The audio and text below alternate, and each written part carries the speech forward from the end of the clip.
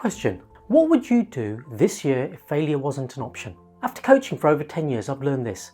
Fear of failure is really about failure. So what if you couldn't fail? Not might not fail, not probably won't fail, but genuinely couldn't fail.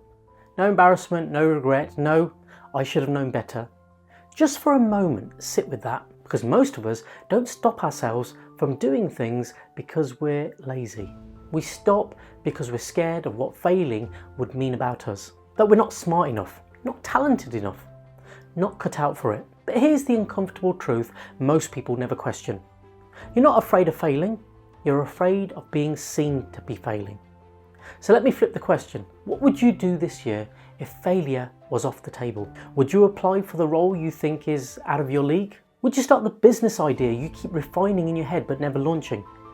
Would you finally say no, or finally say how you really feel? Because right now, most people aren't stuck because they lack ability, they're stuck because they're rehearsing loss before they've even started. And there's a modern example of this that almost everyone knows, but very few people interpret correctly. Take Mr. Beast. Before the viral videos, before the millions of subscribers, before the headlines and philanthropy, he spent years uploading videos that barely got watched. Some had a few hundred views, some flopped completely, most went nowhere. He didn't see those videos as failures, he saw them as experiments. He's spoken openly about this. Every video was feedback. What held attention, what didn't, what bored people, what worked slightly better than the last time. While most people would say, this clearly isn't working, I should stop, he said, this is data. No drama, no identity attached, no story about not being good enough, just iteration. And that's the part most people miss. Success didn't come from believing he would win.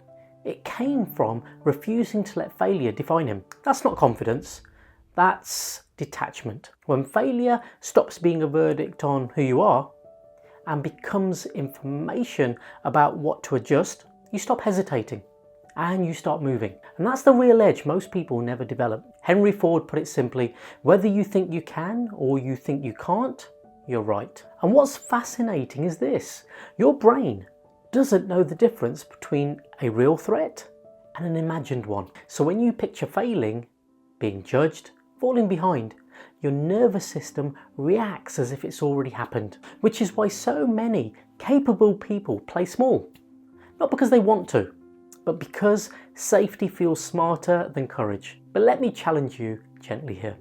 Failure isn't the opposite of success. Avoidance is. Every meaningful outcome in your life required you to be bad at something first. You didn't avoid learning to walk because you might fall. You didn't avoid speaking because you might sound foolish. Somewhere along the way, you learned that mistakes are dangerous instead of necessary. Thomas Edison once said, I have not failed, I've just found 10,000 ways that won't work. That mindset didn't make him reckless, it made him unstoppable. Now here's the part most motivational videos won't tell you. You don't need to believe you'll succeed. You just need to stop treating failure like a verdict on your worth. So instead of asking, what if I fail? Ask a better question. What would this teach me? What would this clarify? What version of me would exist on the other side of trying? Because confidence isn't built by avoiding risk. It's built by surviving it and realizing you're still standing. So here's a small but powerful exercise.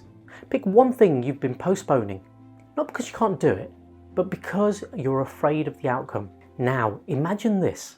You try and it doesn't work, and instead of a humiliation, nothing terrible happens. You adjust, you learn, you move forward, wiser, not weaker. That's not failure, that's progress without the fantasy. And here's the quiet truth I'll leave with you. If failure truly didn't exist, most people wouldn't suddenly become fearless. They'd finally become honest about what they want. So maybe the real question isn't, what if you couldn't fail?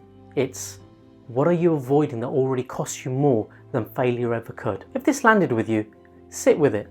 And if you're ready to explore this deeper, not just an idea, but as a shift, you know where to find me. Because clarity doesn't come from certainty, it comes from courage. Until next time, I'm Dr. Rakesh Rana, the Clear Coach.